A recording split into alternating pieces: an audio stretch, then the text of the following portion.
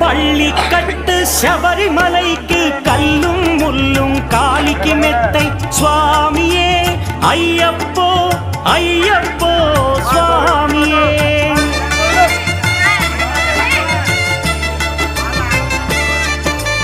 பள்ளிக்கட்டு சபரிமலைக்கு கல்லும் முள்ளும் காலிக்கு மெத்தை சுவாமியே ஐயப்போ ஐயப்போ స్వామియే.